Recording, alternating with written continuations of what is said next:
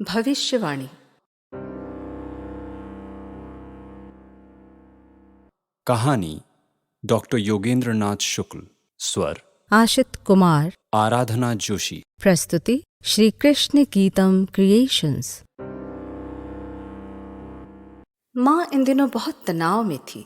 पूरा घर अपनी अपनी दिनचर्या में व्यस्त हो जाता, पर वो एक पल के लिए भी नहीं भूल पाती कि श्यामा बीमार है।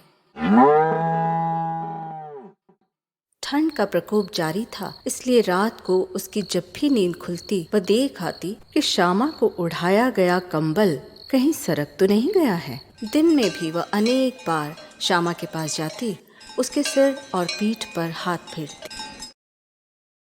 3 दिन से वह बार बार अपने पुत्रों से कह रही थी कि डॉक्टर को बुला लाओ, पर अपनी अपनी व्यस्तताओं के कारण वे भूल जाते।